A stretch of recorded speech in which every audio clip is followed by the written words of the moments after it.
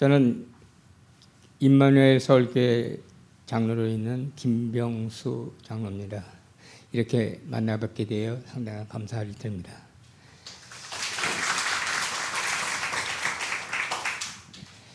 잠깐 기도 좀 먼저 시작하겠습니다. 참 좋으신 하나님, 오늘의 축복이 내일의 소망으로 그리스도 안에서 누리게 하시고 오늘 그루터기 교회에서 초청되어 강단에 설 수 있도록 인도해 주신 주님께 감사를 드립니다. 하나님께서는 우리에게 새절기를 허락하셔서 6월절의 구원의 축복과 오순절의 성령의 역사와 수장절의 하늘 보좌의 배경으로 우리들의 인생 여정 100년을 편집하게 하셨으니 너무나 감사를 드립니다. 그루터기 김동호 목사님이 강단 메시지가 선포되는 이 말씀이 100년짜리 응답이 되게 하여 주시고 오늘도 그 응답으로 1000년의 축복을 누릴 수 있도록 인도하여 주옵소서. 예수 그리스도 이름으로 기도드렸습니다. 아멘. 김 목사님처럼 저는 처음으로 강단에 서봤습니다. 오늘 아주 영광입니다. 하나님이 세워주셨는데 이 영광을 하나님께 돌리도록 하겠습니다.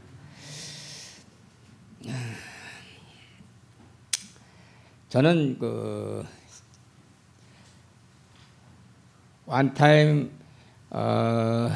only one time 이라는 그 순간에 그 책이라는 책을 한 2년 내지 3년 거쳐서 그 책을 썼습니다.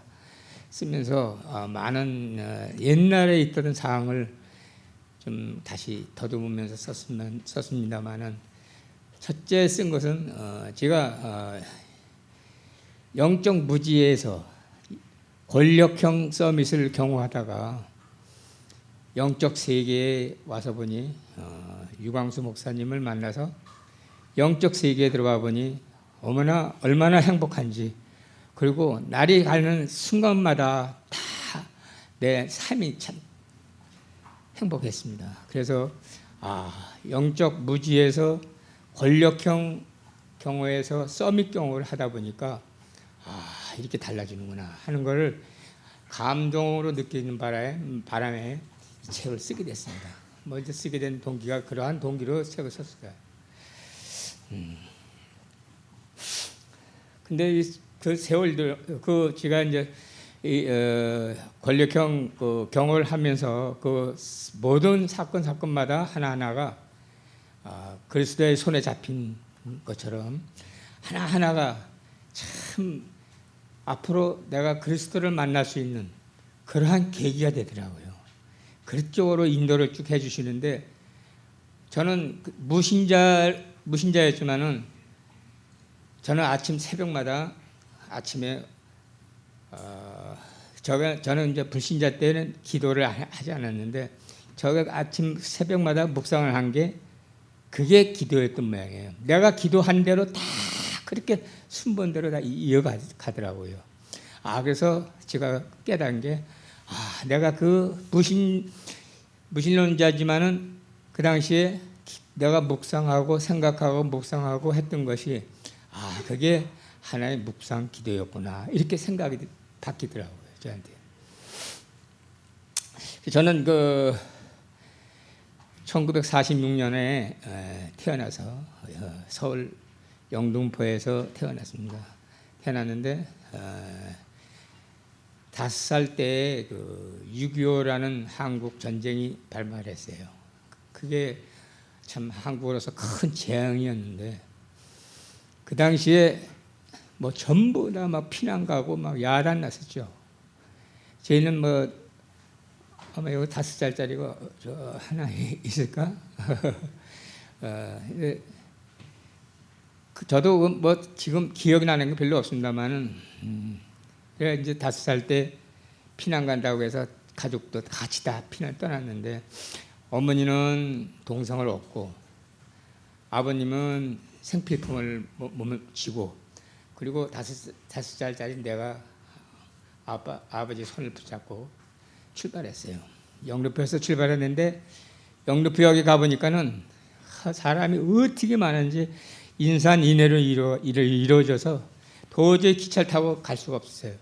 그때 우리가 가는 목표는 충청북도 청주였었는데 청주가 외갓집이거든요.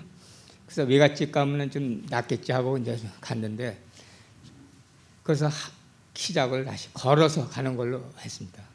걸어서 가다 보니까 지금쯤 아마 오산 정도 된다고 그러더라고요. 오산쯤 가다가 그 앞에서 폭탄이 하나 팍 터지는데 불기둥이 쓰니까 제가 5살짜리가 아버지 손 붙잡고 하다가 놀래가지고 기절을 했어요. 그래서 그래도 그걸 어떻게 하여튼 뭐 역경 속에서 해는 아마 광야 시대 같으면은 하나님이 만나도 주시고 뭐 다 주셨을 텐데 이건 그런 시대가 아니라 아버지만 손 붙잡고 가다가 길거리에서 자기도 하고 빈집이가 들어가서 자기도 하고 막 이렇게 해가서 한 열흘이 거쳐서 청주에 도착해가지고 외갓집에 도착했어요. 가니까 외갓집도 도착해 보니까 외갓집도 텅 비어가지고 밀양으로 이제 또 외갓집이 또 밀양으로 또 이제 피난을 갔는데 거기서 먹을 것도 없고 하여튼 고생을 무진장 했습니다. 하여튼 그래서 산에 가서 나무도 캐보고 그 당시가 이제 6월 달이니까 7월 달에 먹을 걸 많이 나오니까 제가 했는데 하여튼 상당한 고난을 많이 받으면서 성장했습니다. 아마 제가 키가 작은 것도 그 당시에 못 먹어서 영양이 부족해서 그런 것 같습니다. 그래서 하여튼 거기서 근 6년이라는 세월을 보내고 거기서 이제 초등학교 3학년까지 다니고 그리고 제가 이제 다시 영등포로 고향으로 돌아왔죠. 돌아왔는데 거기서 한 3년 4년 저 학교 다니면서 국민학교 4학년 5학년쯤 됐을 텐데 아버님이 그 당시에 이제 연예계 군에 계실 때도 이제 연예계에 계셨고 그래서 현재 반야울 씨라는 분하고 고복수 씨 이런 분들하고 같이 악단에 같이 있으면서 연예계 활동하셨는데 그 당시에 그 다음에 그 악단 장인이라는 사람이 대개들 보면 그런 거 하는 사람들은 이 주목괴나 쓰고 하는 사람들인데 그분한테 어떻게 매를 맞아가지고 하여튼 죽지 않고 살아오기가 다행했어요. 그러면서 아버지가 하는 말씀이 그래서 우리 집에는 우리 저 딸도 그렇고 우리 동생도 그렇고 다 음악 계통에다 지금도 있습니다. 우리 딸은 서울교회 찬양대에 있으면서 솔로로 좀 하고 있고 예종이 나와가지고 로마 가서 이태리 가서 유학까지 하고 왔는데 그러나 우리 전부 예능계의 DNA가 되어 예능계에 있지만 아버지는 저를 야 너는 세상에 남자로 태어나서 빈약하면 안 된다. 운동을 배워라. 그래가지고 강제로 그냥 저는 운동을 배우게 됐어요. 옛날에 수박도 당수도 뭐 이런 게 한 10km 되는 데 다니면서 이제 운동을 배워가지고 그러니까 국민학교 5학년 때부터 배웠으니까 하여튼 참 그 하나 가지고 끈질기게 운동을 했어요, 제가. 그래가지고 고등학교 갔는데 고등학교 졸업 때는 한국 대표로 필리핀 원정까지 가고 뭐 이러한 대표 생활도 해보고 했는데 그 체육관에 이제 있는데 두 분의 장교가 찾아와가지고 장교는 이분들은 누구냐면은 옛날 HID라 그러죠. 지금 현재는 AIU라고 그랬죠. 그 당시에 HID는 이제 옛날 말이고 첩보부대라 그러죠. 그분 장교들이 영등포 체육관이 누가 운동을 잘하냐 하는 걸 생각을 했던 모양이에요. 그걸 나름대로 알아가지고 저한테 와서 중앙정보부 있는데 운동을 배우고 싶으니 개인주도 좀 하고 싶다. 그래서 개인주를 하게 됐어요. 그분들이 이제 저를 갖다가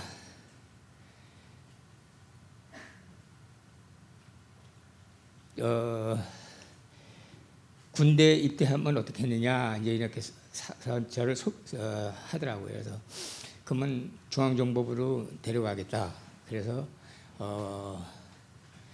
그때 그 당시에 내가 대학교 학생 되는 것보다는 차라리 군대 가서 빨리 직장을 잡고 중앙정보부라는 그런 간첩 잡는 부대 가서 간첩 잡는 게 그게 더 좋겠다 판단을 해서 부모를 설득해가지고 군대를 입대했어요.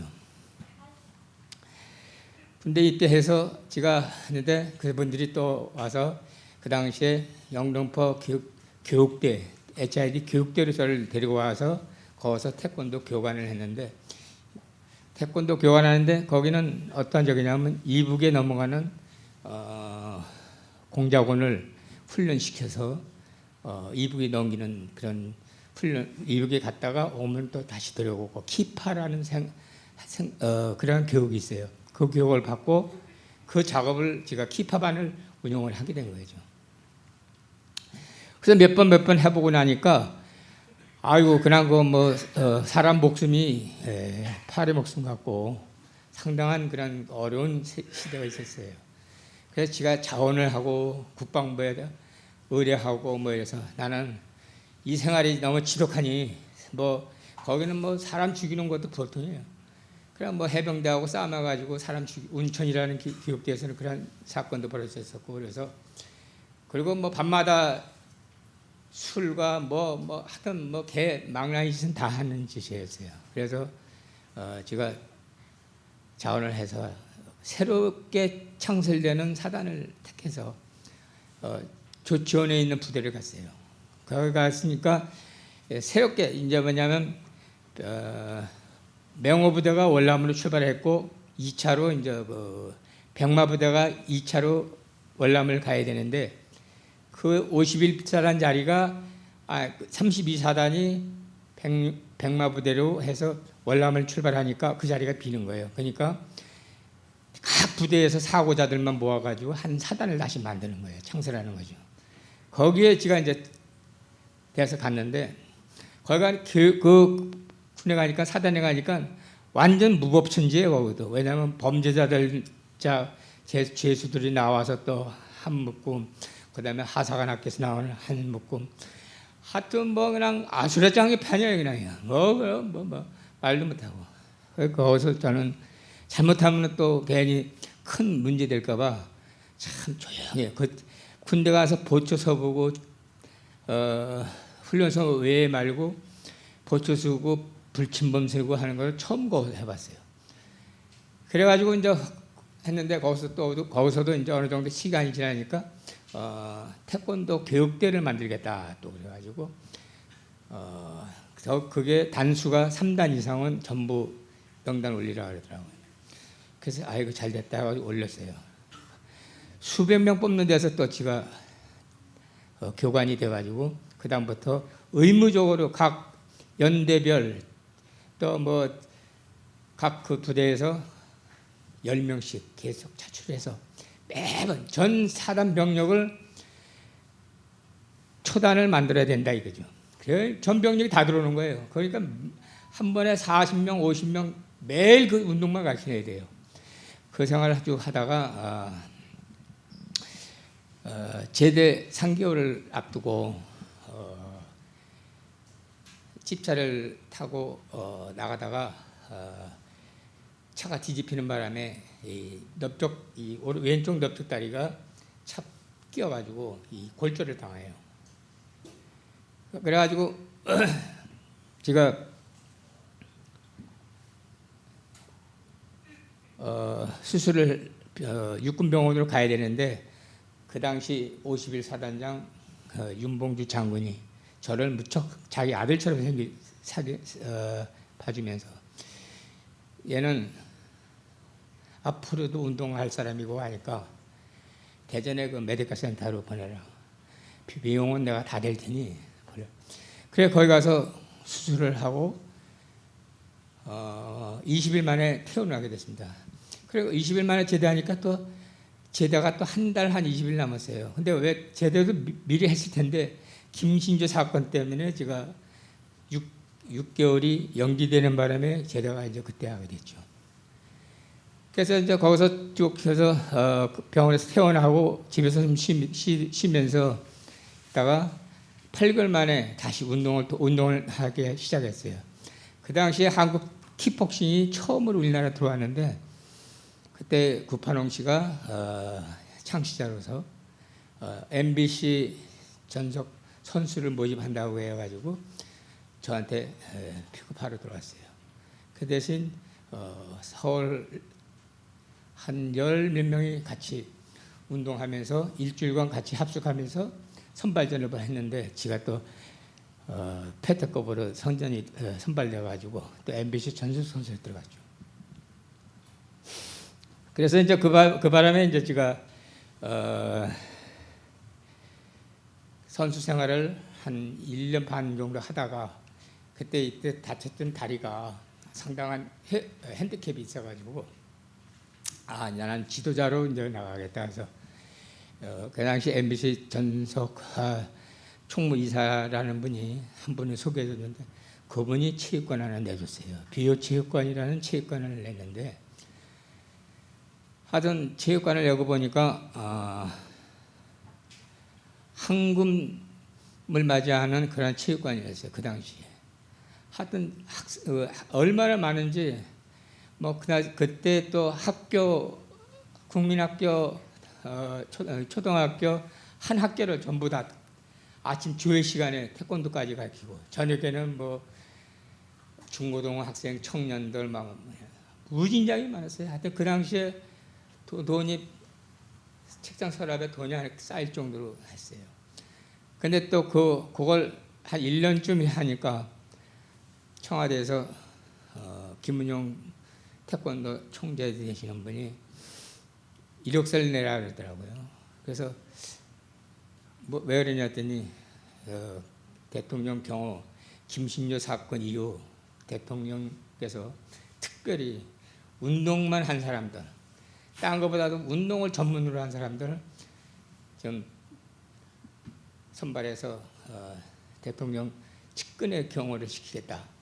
이러한 목표 하에 이제 그래서 저보고 이력서를 내라 그러길래 이력서를 냈어요. 냈는데 한 달쯤 있더니 연락이 왔어요. 참석하라고. 가니까 한 300명이 모였어요. 300명 모였는데 전부 다 이제 그러니까 그 당시에 응시자들이 한 300명 정도 되는데 첫째 조건은 신원조회를 하니까 반이 떨어져 나가는 거죠. 이제 왜 신원조회는 운동한 사람 치고 이제 좀 건달기가 있고 싸움해서 신원조회 걸리고 그 사람들이 한 100명 3분의 1이 떨어져 나가고 한 나중에 몇 차 이렇게 하다 보니까 나중에 한 40명 50명 남았는데 이 사람들은 이제 한 달간 또 합숙 훈련 시키는 거예요. 그 중에 태권도 5명, 유도 5명을 뽑았는데 그때 이제 제가 그때까지 이제 선발됐습니다. 그래서 이제 공수교육과 유리티 교육, 특공 훈련 모든 훈련을 다 받고 나니까 73년 8월 1일부로 발령을 해서 박정희 대통령 경호관으로 임명이 됐습니다. 참 처음에는 박정희 대통령 옆에 있기만 해도 떨리고 겁나고 그랬는데 이제 세월이 조금씩 지나고 나니까 그렇게 아버지 같고 친밀해요. 박정희 대통령은 근무하고 있으면은 와서 식사했어? 얼마나 부드럽고 해주시는지. 옛날에 참 우리 학교 다닐 때는 박정희 대통령이 독재자고 이러고 했는데 그게 아니더라고요. 그러니까 마음에서 우러나오는 충성이 있더라고요. 이게 참 이런 게 그런 걸 느낄 수가 있었어요.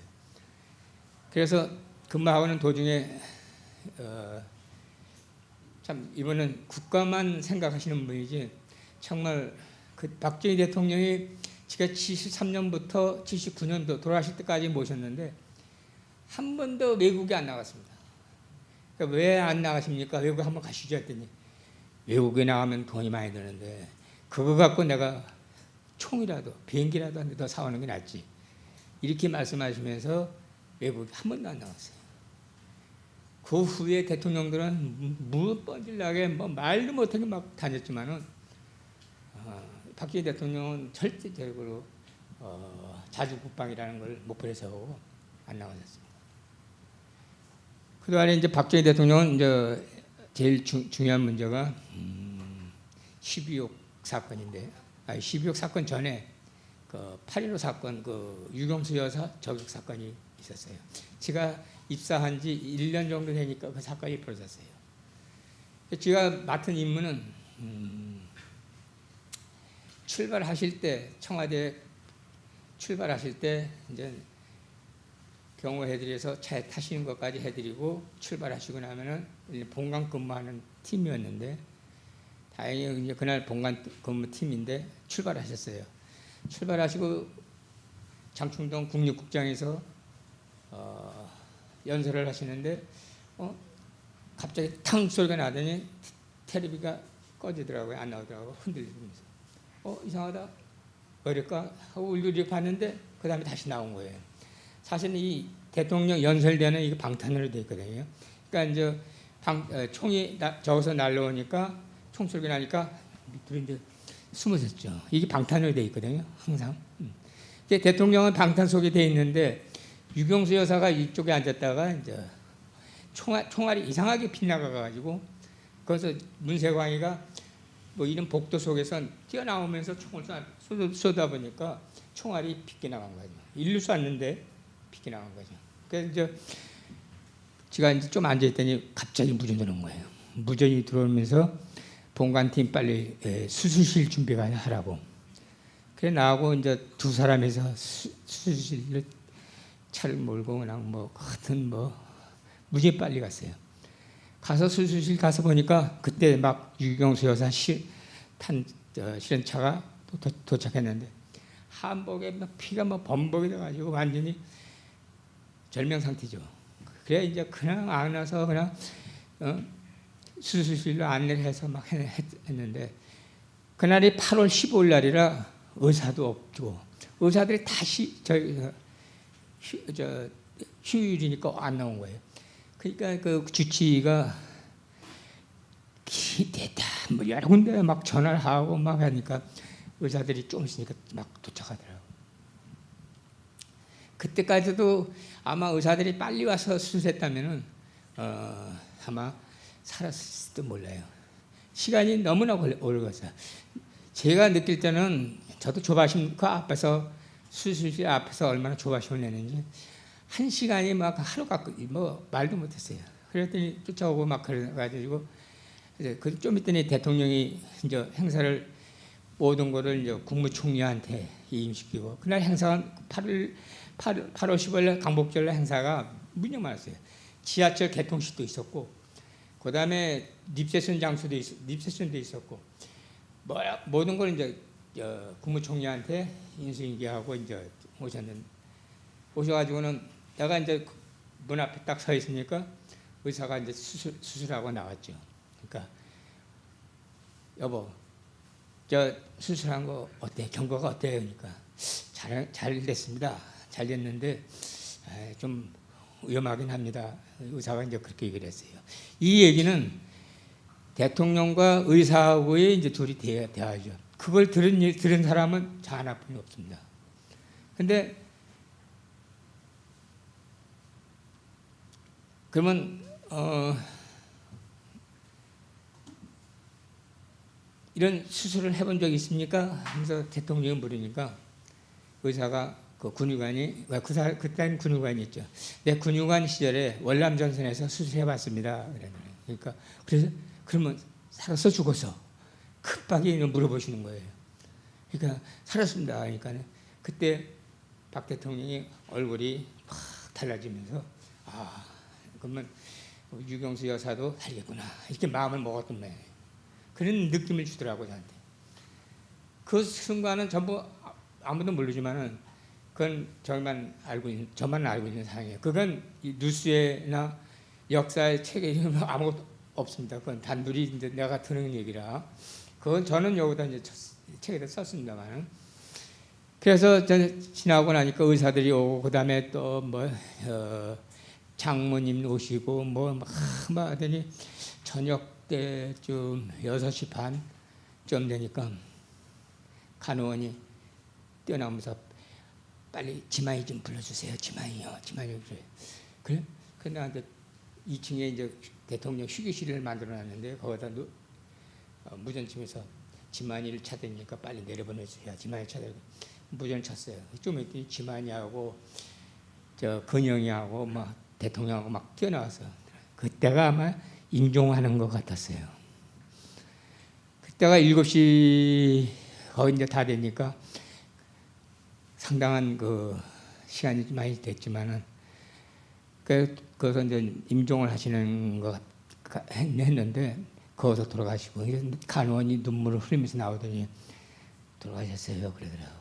그래서 저는 그날 아침 10시 반서부터 그 수술실 앞에 저녁 7시까지 혼자서 이렇게 지키고 있었던 거죠. 그게 아마 참 최장의 서서 근무했던. 그때 그 당시는 교대할 수도 없었어요. 사람도 없고 행사장이 또 많고 그러니까. 그래서 그런 저기를 했습니다만은 하여튼 뭐 돌아가셨고 그리고 12.6 사건은 이제 그 외에도 뭐 여러 가지 뭐 여기 있었으면은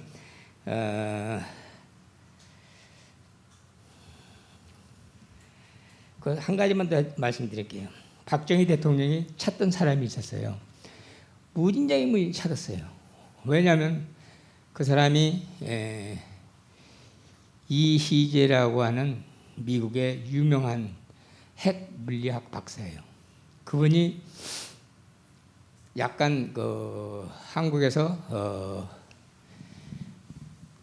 유학을 가서 미국에서 주저앉아가지고 미국 물리학 박사 되는데 세계의 10위 안에 드는 사람이에요. 근데 박정희 대통령이 월남이 패방하고 그다음에 이북이 자꾸 막 공격 남지 말라고 막 공격하고 그 당시는 우리나라가 이북에 군사적으로 좀 뒤질 때죠. 그러니까 이북에서 무진장이 많은 무기가 자꾸 배치되지. 참 한국은 참 절망한 상태예요 지금. 월남은 패망했지. 또 카터 대통령은 또 한국에 미군을 철수시킨다 그러죠. 그러니까 뭐 사면 초과가 돼버렸어요. 그때 박정희 대통령이 이희재라는 박사한테 편지를 씁니다. 대통령이라는 걸 떠나서 이재 박사님, 이희서 박사님, 조국과 민족을 위해서 나는 당신을 찾고 싶습니다. 조국을 위해서 돌아와 주십시오. 편지를 1차 보내고 2차도 보냈어요. 그런데 이분이 처음에 안 듣더니 나중에는 응답해 주기를 이제 하고 알았습니다. 언제 한국에 오겠습니다. 이래가지고 한국에 했는데 이분이 와서 한국 박정희 대통령을 한번 만나고 갔어요. 만나고 갔는데 가서 한 달도 안 됐나? 미국에서 죽었다는 소식이 들은 거예요. 가족끼리 어디 해외 갔다가 오는데 흑인 고속도로에서 흑인 덤프트럭 기사가 정면으로 와서 들이받은 거죠. 그래서 박정희 대통령이 한 일주일째 매 술만 드시고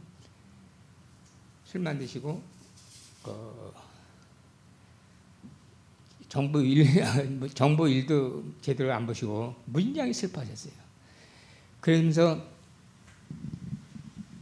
청와대 이런 창문들, 청와대 본관에 이제 대통령 집무실이잖아요. 이런 창문들 전부 뜯어 고쳤어요. 왜? 도청할까봐. 도청한다고 하는 소식 드니까 일주일간 걸려서 다 뜯어서 수리했습니다. 그렇게 하신 분이에요. 하여튼 대단한 분이셨어요. 그리고 그 다음에 이제 제가 12.6 사건 밤에 그날 그날도 제가 공교롭게도 본관 팀에 있었어요. 근무하고 있는데 그날은 아침에 대통령이 차를 타고 이제 나가시기 전에 제가 이제 헬기로 이제 가시기 했는데 10월 26일 날 그날의 행사가 두 군데예요. 무슨 행사가 있냐면은 아산만에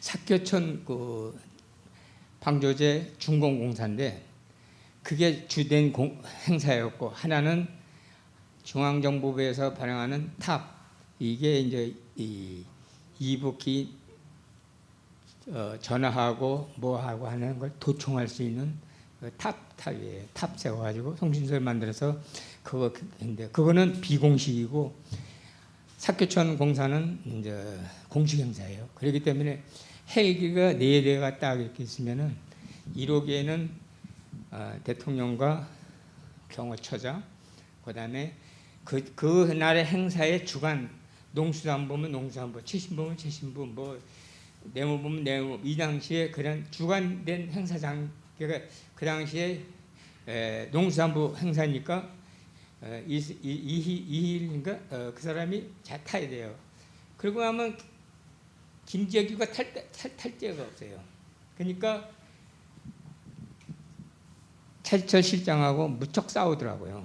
나는 이제 헬기가 오니까 헬기 와서 대통령이 도착하면 문 열고 헬기장까지 모셔야 되는데, 대통령이 들어오셨는데 아직 안 오셨어요. 타려고 안 오셨는데 김재규하고 차지철하고 계속 뭐 이게 헬기는 지금 막 돌고 있죠.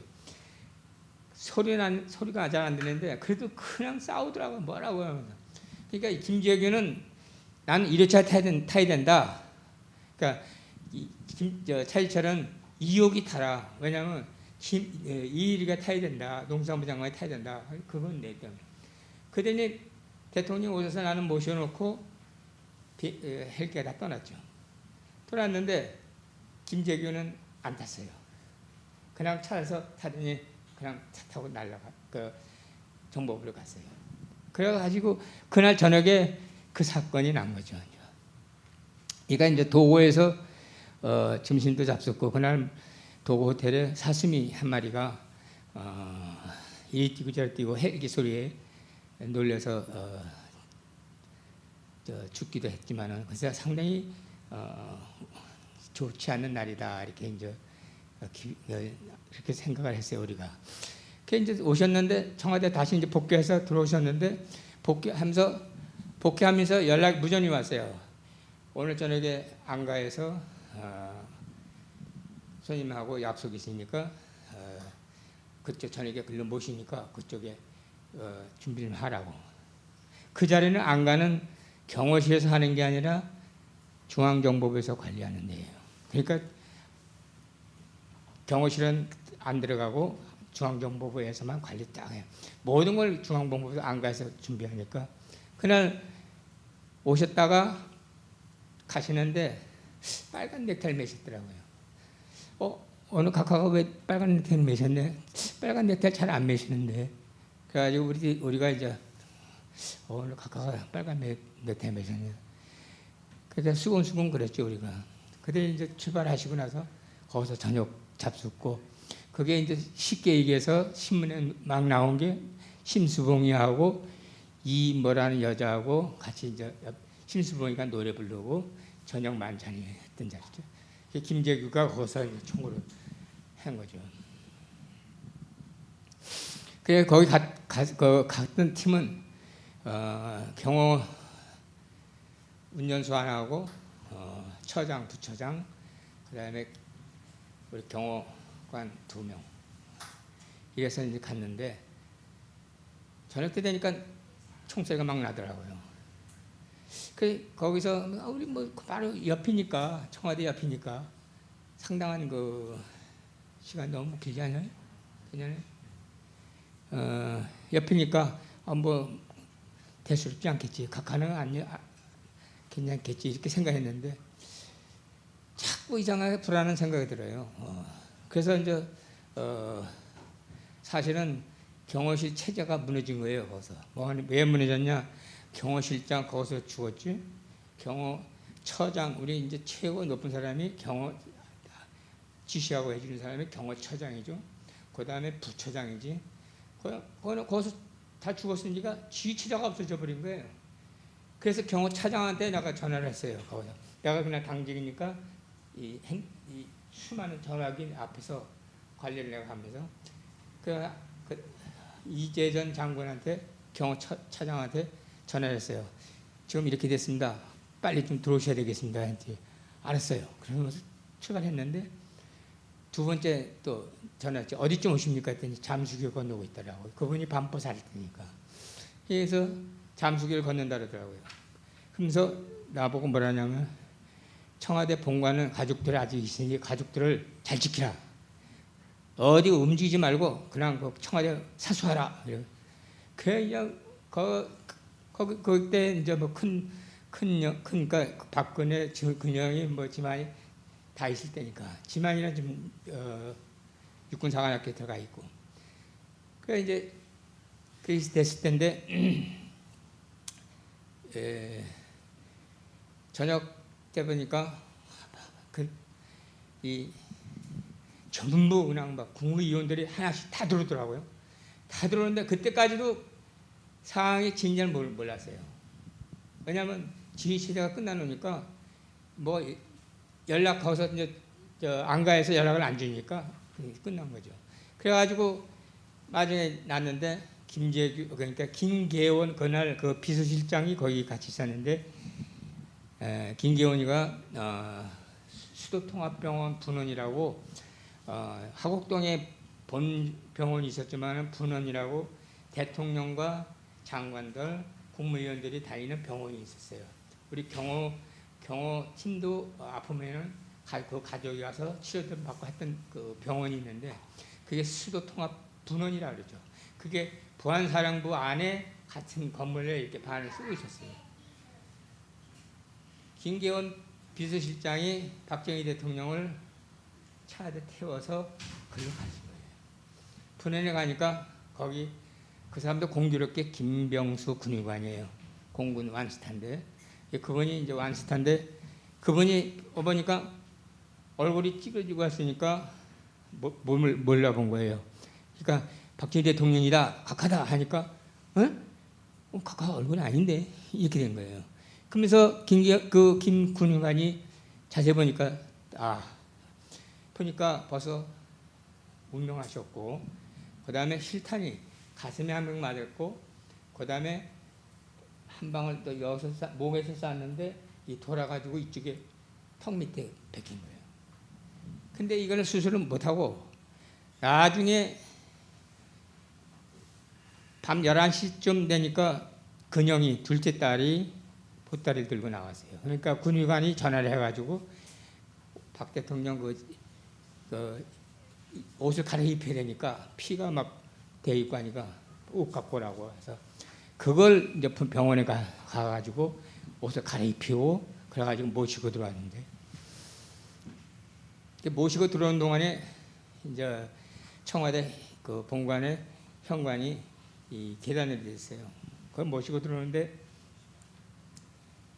이 침대 같은 걸로 밀면서 하얀 포로 씌워가지고 밀고 들어오는데 한쪽 손이 뚝 떨어지더라고요. 그래서 내가 밀면서 하고 한쪽을 딱 잡아서요. 잡고 한 손을 이렇게 가슴에다 딱 이렇게 옮겨드렸죠. 그리고 하얀 천으로 이렇게 덮었죠. 그게 박정희 대통령하고 저하고 마지막 악수입니다. 그때 그게 나하고만이 아니라 전 세계적으로 마지막 악수한 사람은 접니다. 그래서 지가 다음에 또 책을 쓴다면은 박정희 대통령과 마지막 악수라고 하는 책을 쓰려고 합니다. 그래서 이번에 책을 쓸 때 그 순간 단 한 번이라는 그 책을 제가 썼습니다. 경호실은 그거 있습니다. 그 순간 단 한 번, 그 순간뿐이 없습니다. 경호하는 시간, 그 시간뿐이 없지 다 지나면 다 아무것도 아닙니다. 그래서 단 한 번이라는 그런 걸 했지만은 사실은 내가 그보다 더 큰 게 내가 복음을 몰랐다가 복음을 알은 그 사실이 너무나 행복하고 해서 내가 이번에 우리 유광수 목사님, 내가 그 순간을 왜 복음을 내가 유광수 목사님 때문에 알았으니까 그래서 내가 그걸 했는데 제목을 내가 마지막 악수라고 하려고 하다가 그걸 했습니다. 그러니까 어느 작가가 나보고 그러더라고요. 이렇게 하면 책이 안 팔린대요. 왜냐하면 시중에 나가면 책이 안 팔리니 목사님 건 빼자는 거예요. 아니다. 나는 그래 첫째 복음을 내가 알았기 때문에 저거 하는 거지. 그건 나중에 나하고 다시 상의하자. 내가 그렇게 얘기를 했어요. 근데 그렇게 해서 박정희 대통령이 뭐 장례까지 다 모시고 그렇게 했습니다만 하여튼 뭐 더 많은 것도 있습니다. 많은 것도 있는데 그거 줄이고 그 다음에 최규하 대통령은 5.18 광주 사태. 5.18 광주 사태는 저는 그날 또 당직을 했어요. 저는 하여튼 중요한 날은 당직을 하게 돼요. 당직을 해야 내가 이걸 또 전 상황을 다 알죠. 그렇지 않으면 몰라요. 그것만 알지. 근데 광주 이것도 사태인데 최규하 대통령이 8개월 했습니다. 대통령 기간을 8개월 했는데 그 안에 이제 전두환 대통령이 국보의 시절이라고 해서 막 왔다 갔다 하고 막 이랬는데 5.18 때는 하도 광주 사태가 하니까 뭐 내가 광주 비평하는 거 하나도 없고 다만 최규하 대통령이 갈 수가 없어요. 왜냐하면 경찰서고 뭐 군부대 다 뺏기고 다 했으니까 다만 광주의 상무대 옥상에 헬기를 갖다가 거기 놓고 거기서 내려서 몇 층인가 그때 8층인가 거기서 방송국 시설을 임시로 만들어 가지고 광주시 여러분 내가 광주 와 있는데 전부 진정하고 국가 민족을 위해서 자중해 주시기 바랍니다. 그 광고 그 연설만 하고 다시 온 것뿐이 없어요. 그리고 그 8개월 대통령을 하셨기 때문에 뭐 경호 하고 하는 게 없어요. 다만 현대건설이 사우디에서 폭동이 한번 나가지고 그 사우디 왕실에서 국가원수가 한번 오라고 하도 이제 그래가지고 혼자서 한번 사우디 갔다 오신 거 그것뿐이 없었고 그 다음에 전두환 대통령은 현관을 서쪽에서 남쪽으로 바꾸신 분이에요. 왜 현관이 이쪽으로 서쪽으로 되어 있는데 왜냐하면 역대 대통령들이 좋지 않다. 다 좋지 않게 끝났으니까 그분은 또 이 불교에 무지하게 침체하신 분이라 서쪽에 있는 걸 남쪽으로 현관을 바꾼 근 1년을 대통령이 취임해가지고 와가지고 제일 먼저 봤던 거예요. 그래서 현관이 저쪽으로 돌리다 보니까 청와대 이 배경도 많이 바뀌어가지고 그 공사를 근 1년을 했어요. 하여튼 겨울에 하는데 얼마나 고생했는지 참 지들도 고생 많이 했습니다. 그래서 그 현관을 바꾼 게 뭐냐면은 그곳에 내가 좀 있으면 다시 말씀드릴 거지만 원한설인 곳입니다. 청와대가. 그 말도 못하는 원한설인 곳이에요. 마귀들이 존재할 수 있는 역대 대통령들이 다 불행하게 나온 분들이에요. 왜? 그거 내가 좀 이따 말씀드리겠습니다. 그 다음에 미얀마 사건과 소록도 교황부 한번 있었는데 요거는 다음 생략하고요. 그 다음에 이제 제가 나이가 차가지고 청와대를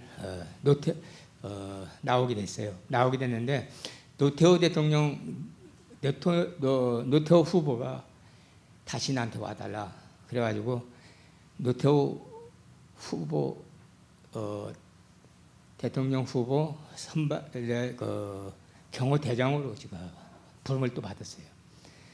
근데 부름을 광주 유세에 이제 내가 갔는데 뭐 광주, 서울, 부산 뭐 유사가 많았지만 광주 유사가 제일 험하고 제일 무섭기 때문에 이 광주 유세에만 한 가지만 더 하겠습니다.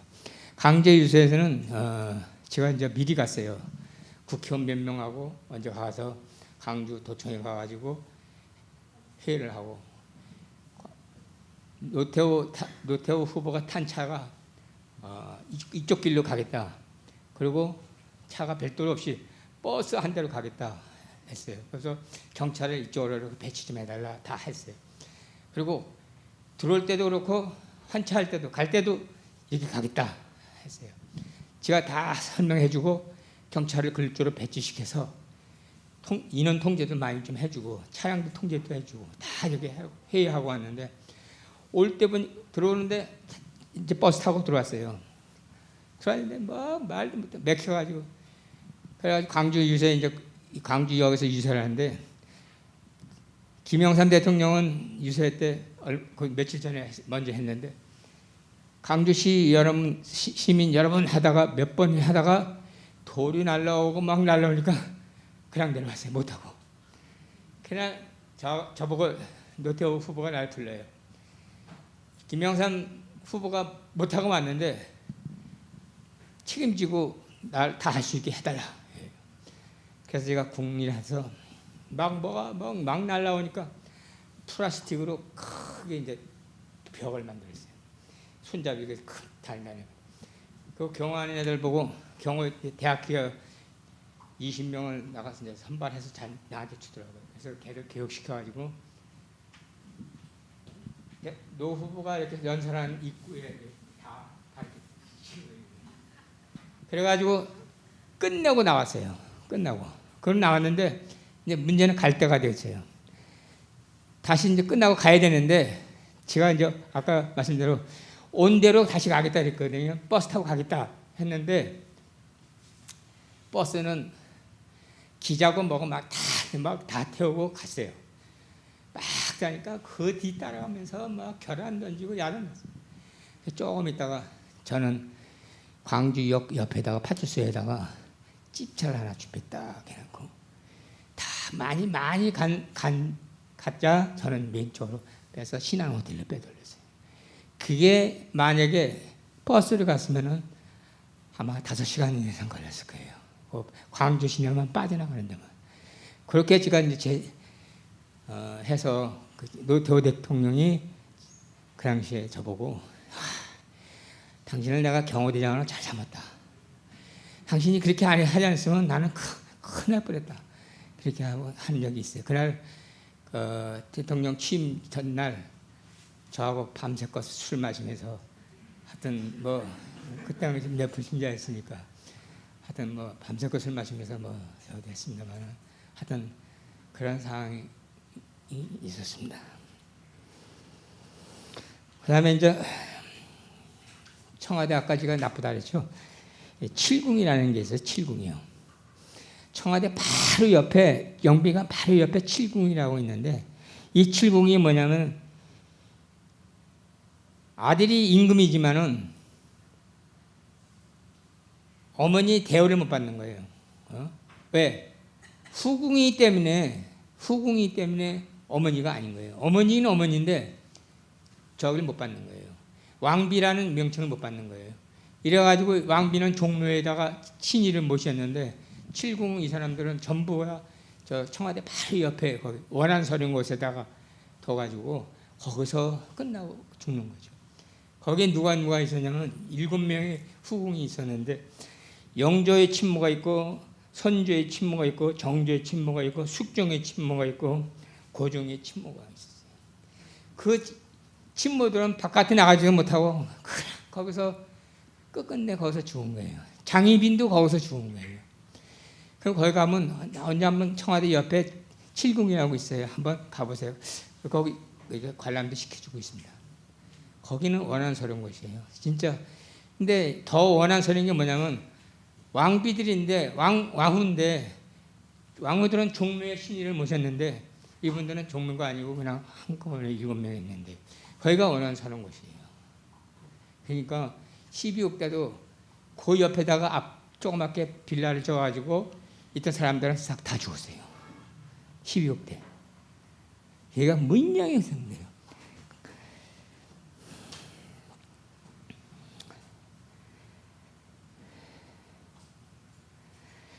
그리고 청와대도 이 자리가 잘못 잡혀가지고 지금 대통령들이 이렇게 큰 고난을 겪고 있는 겁니다. 왜 겪냐면 경복궁은 북악산에 보면 경복궁이 있으면 왕이 있는 데인데 일제 총독부가 거기 청와대에다가 조선 총독부를 넣은 거예요. 왜냐하면 왕부들보다 더 높은 데다 이게 만들어진 거예요. 일제시대 때. 청와대 자리가 그 왕들 있는 먹은 것보다 청와대가 지금도 거기가 이제 대통령이니까 괜찮지만은 대통령이지만은 그래도 옛날에 지금 경복궁 밑으로 이렇게 서야 되는 게 원칙인데 그 경복궁 위에다가 해가지고 상당한 그 저기가 있는 것 같아요. 그래서 제가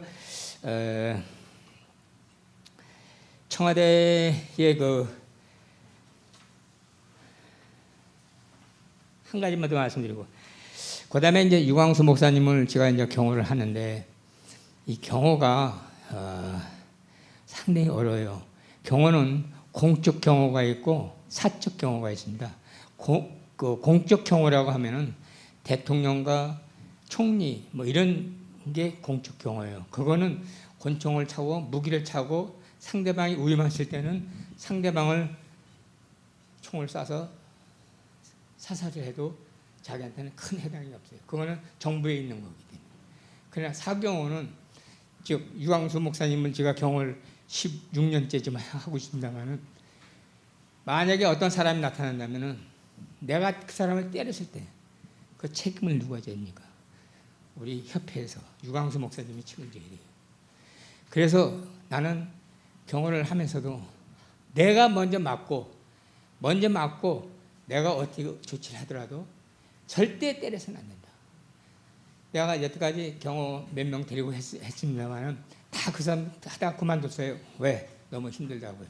저는 혼자 지금 하고 있습니다. 16년째 지금 하고 있는데 어떤 사람이든 때리면 맞아야 돼요. 우선 맞고 어떻게 붙들고 가더라도 맞아야지. 내가 그 사람을 때리면은 우리 단체는 욕을 먹고 잘못하면 우리 단체가 타깃이 될 수가 있어요.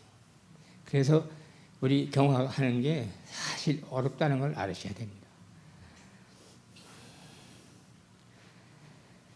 그 다음에 제가 이제 제 아내가 사실은 이름 모르는 병에 걸려가지고 상당한 고생을 많이 했어요.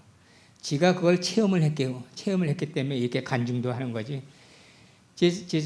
제가 광산김가의 장손입니다. 우리가 제사가 1년에 11번 있어요. 그 제사를 다 지냈습니다. 그러다가 우리 집사람이 제사 안 지내면 안 돼. 그래서 조그만 교회, 동네 교회를 다니면서 그래. 야, 우리 교회 늦자 말이야. 그리고 작은 아버님이 우리 아버님은 일찍 돌아가셨기 때문에 작은 아버님이 제사를 꼭 지내는데 네가 장소니까 네가 지내야 된다 해서 제사를 모셨는데 이 제사가 11번 한다는 게 보통 힘든 게 아니에요. 그래서 제가 집사람 보냈어요. 모든 책임을 내가 질 테니 없애자. 하지 말자. 하고 연락도 안 했습니다. 그리고 몇 년 지났는데 우리 집사람이 시름시름 앓기 시작하는데 밤마다 울고 밤마다 나가자라고 밤마다 잠을 안 자고 울어요. 그래서 이상하다. 그래서 내가 꿈을 꾸면은 큰 뱀이 나타나서 나를 칭칭 감아요. 그런 꿈도 꿔주고 큰 수탉이 와서 안방에 와서 콕 찍고 있고 전부 지가 그냥 때려 죽였어요. 그런데 우리 집사람은 난 좀 회복될 줄 알았더니 회복이 안 돼요. 그래서 한 2년간을 고생했어요. 말도 못하게. 그래가지고 나중에 김치훈 목사님이 우리 유광수 목사님을 소개한 분인데 김치훈 목사님이 아마 일주일간 예배를 드려보자 그러더라고요. 그 일주일간 예배를 드리자 해가지고 일주일간 계속 예배를 드렸는데 금요일날 주에 이 역사가 일어나더라고요. 침대에 누웠는데 갑자기 울면서 찬송을 하더니 막 하더니 토하기 시작하더라고요. 토하기 시작하는데 아무것도 안 나오는데 뱀이 나온다 그러는 거예요. 뱀이. 그러면서 막 그냥 뱀을 또 나는 또 뭐 짧은 기도 저기로 막 사탄아 그냥 물러가라 막 뱀 나와라 그냥 입을 벌어서 막 입을 넣어서 막 뽑아낼 정도로 막 이렇게 해서 해가지고 했는데 나중에 한 12시 거의 다 되니 그냥 쓰러져 자더라고요. 그러더니 아침 새벽에 엉금엉금 겨나오면서 먹을 거 달라는 그 세월을 2년 동안 했어요. 그러더니 아침에 이제 전복죽을 좀 주고 먹고 하더니 회복이 되기 시작해요. 그래서 제가 아무 일도 안 하고 차를 태우고 속초로 출발했어요. 그 추석이 내일 모레면 추석인데 다 오지 말라고 다 하고 그냥 갔어요. 가서 추석 가서 3, 4일을 푹 쉬고 그리고 왔더니 조금씩 먹기 시작하더라고요. 그러더니 조금씩 나더니 부산 1차 합숙 간다고 그러더라고요. 혼자서 도저히 혼자 못 가던 사람인데 가라 하더라고요. 난 직장 때문에 또 못 가니까. 갔더니 다음에 좀 있더니 2차 간다 그러더라고요. 그래서 또 3차 또 당장으로 간다 그러더라고요. 그러더니 나중에는 유광수 목사님 아직이랑 측근 산업선교